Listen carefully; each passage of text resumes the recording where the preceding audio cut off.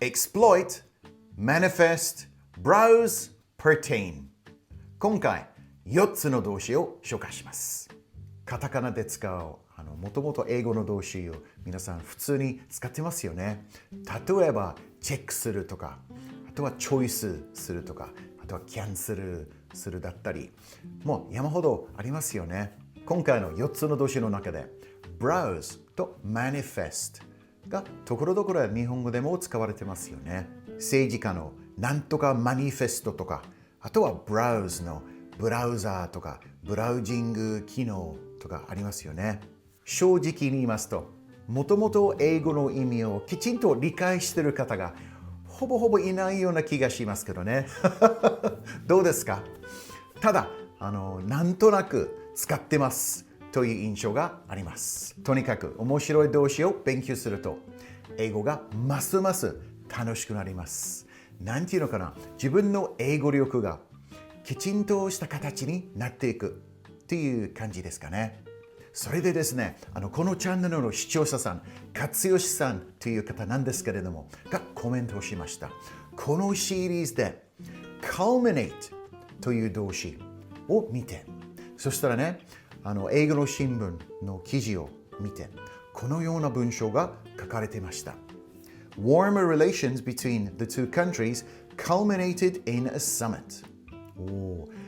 そういう話を聞くとすごく嬉しい気持ちになります。なんかこのチャンネルやってよかったなっていう感じですね。ありがとうね、勝吉さん。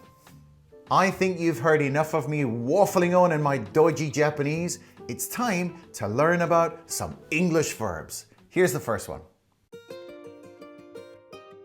The first verb is exploit. Exploit. Exploit. Exploit. Here's the meaning in Japanese.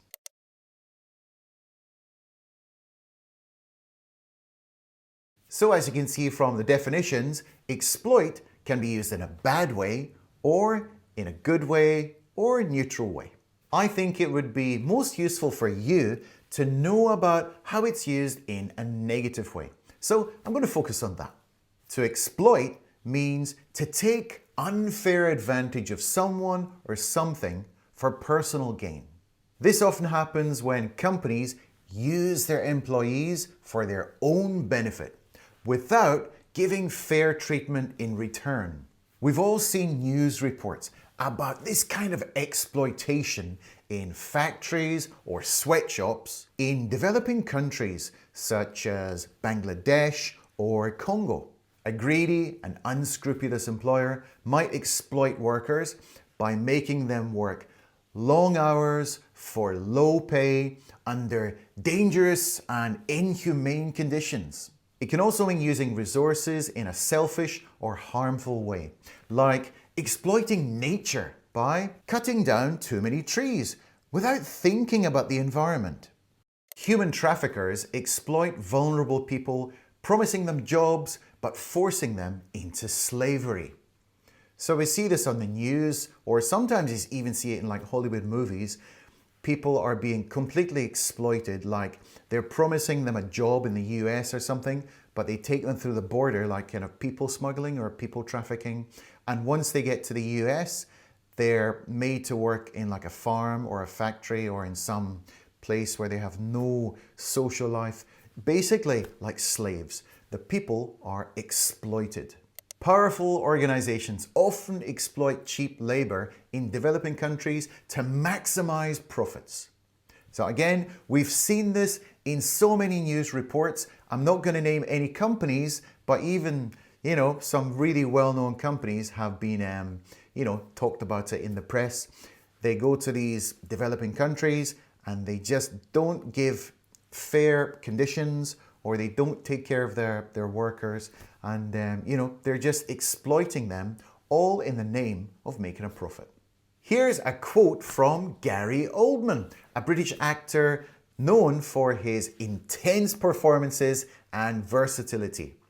He won an Oscar for his role as Winston Churchill in the movie The Darkest Hour. People who know me, they know I have a sense of humor, I'm a bit of a joker, a bit of a clown really, and I would love someone to exploit that side of me and send me a romantic comedy. The second verb is manifest. Manifest. Manifest. Manifest. This is what it means in Japanese.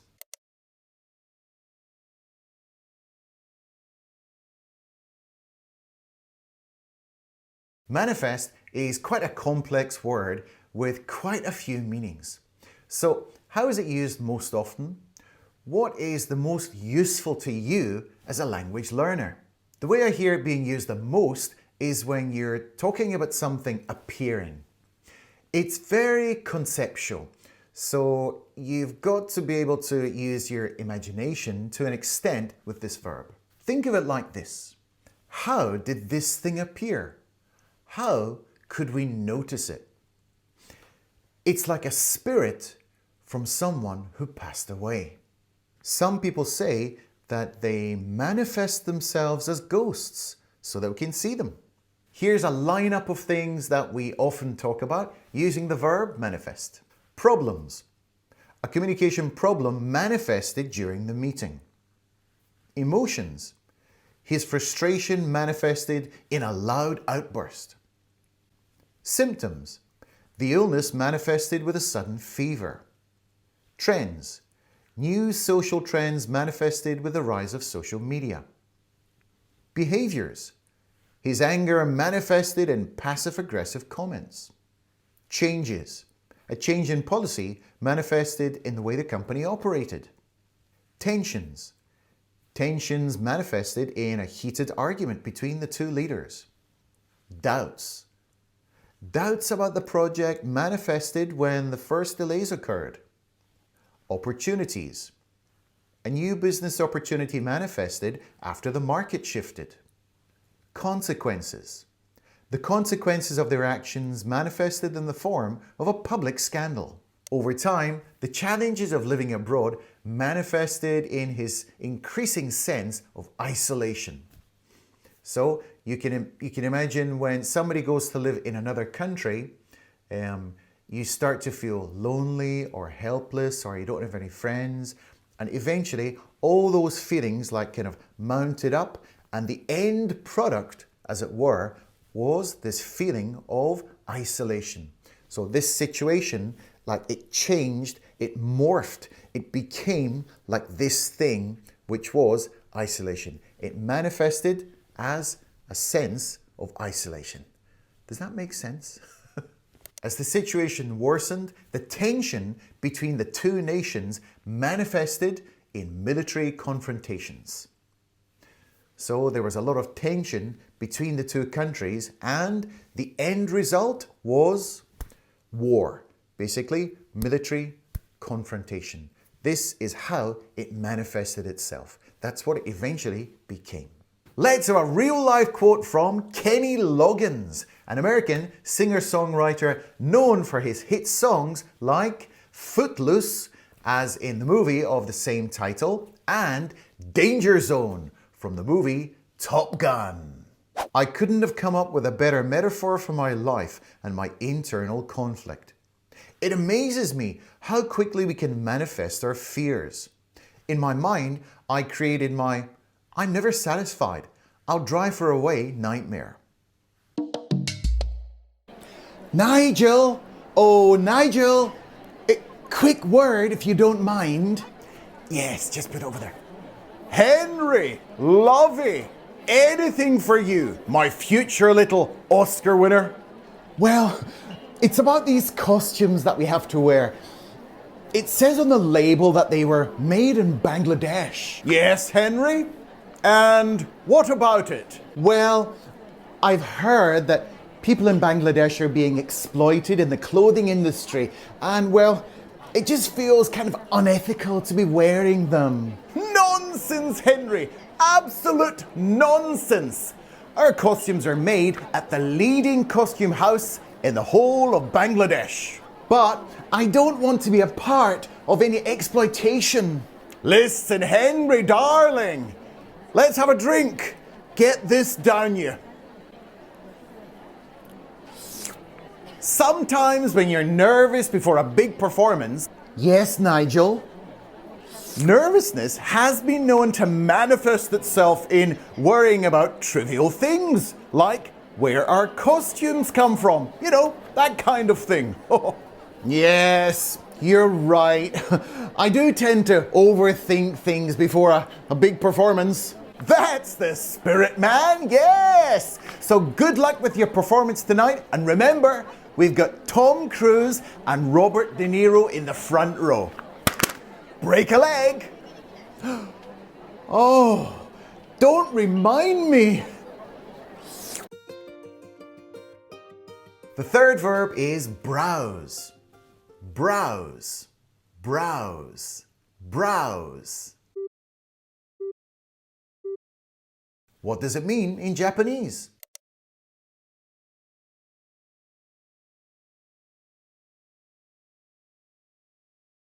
I added the verb browse for a bit of fun, as the last two verbs have been pretty full on. So most people are familiar with the verb browse in relation to looking around on the internet.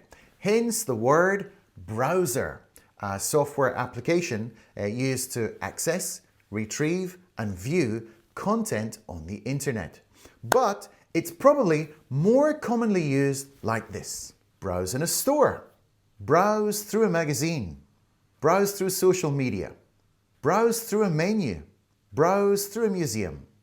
As you can see, it's used a lot with the preposition through, giving the impression of constant movement. You're not really concentrating all that hard and you have no particular thing that you're looking for. You're just browsing around. Browsing through social media late at night, I came across an article which completely changed my perspective on the issue. So I often browse late at night on the internet or using my phone, of course. Just browsing, you're not really looking for anything in particular. You're just kind of killing time, relaxing, you're having a bit of a browse. She decided to browse through the menu slowly, considering each dish carefully before making a decision. Ooh, this is one of my pet peeves. I hate it when people take too much time to choose something in the restaurant. I'm the kind of person, bang, bang, bang. I just choose my dish, get it ordered, in my belly. But some people, they love to browse forever and ever. Let's have a quote from Catherine Schultz, an American author and journalist for the New Yorker magazine. She rose to fame after her really popular article called The Really Big One. It was about the potential of a massive earthquake possibly hitting the Pacific Northwest of the USA. As a kid, I lived almost entirely inside books, and eventually the books started returning the favor. A lot of my internal world feels like an anthology or a library. It's eclectic and disorganized, but I can browse in it, and that hugely shapes both what and how I write. Next up, we've got pertain. Pertain, pertain, pertain. In Japanese, you'd say,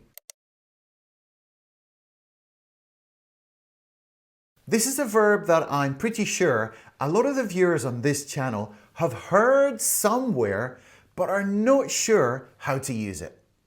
Am I right or am I right? Let's cut to the chase. It means something that is related to or is relevant to.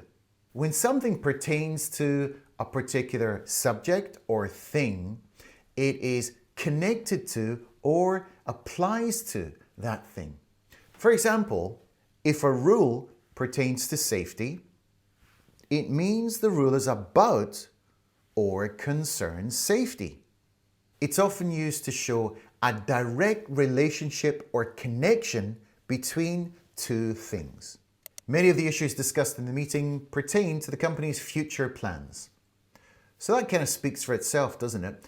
If things pertain to the company's future plans, it means they are in regard to, they are connected to, they are in relation to, they apply to, they pertain to. The research presented does not pertain to our industry, as it focuses on a different sector with unrelated trends and regulations. So this is also kind of speaking for itself. It's nothing to do with us. It's kind of like none of our business. It does not pertain to our particular industry. It's a different industry. So I think that one is pretty clear, isn't it? Here's a quote from Sir Isaac Newton, an English mathematician and physicist recognized for formulating the laws of motion and the theory of gravity. The laws of nature are but the mathematical thoughts of God, and they pertain not only to the physical world, but to the moral and spiritual world as well. I was dragged into a big executive meeting the other day with all the bigwigs and suits and stuff, you know. Nothing to do with me. I'm a hands-on man. They're all talking about strategy and marketing and budgets, all that kind of stuff. Huh, that's their job. Nothing to do with me. Anyway, so I was sitting in the meeting. I was browsing on my phone, you know, as you do. I was looking for some new earbuds for, you know, listening to the football on the weekend. But one of the little guys, a little pencil neck, he comes over to me and says, "Ooh, excuse me, does what you're looking at on your phone, does that pertain to the goodness of the company?" What a cheek! I had a good mind to punch him right in the face. But no, I'm a professional. I can control my emotions. That's what I am, you see. Jesus Christ, listen, I've told you a million times, that's not how you're supposed to stack the wood. I'm surrounded by idiots. It's homework time. Now remember, if you haven't already subscribed to the channel, please do so. And if you found this video to be useful, consider leaving a thumbs up. It would really help me out. Now, so what we're going to do today, I want you to please make a sentence using the following words. The three words are exploit, children, and profit. Okay, so use those three words, put them together in one sentence or a couple of sentences if you feel the need to, and put your answers down in the comments and I'll check it as soon as I have some time. Okay, good luck.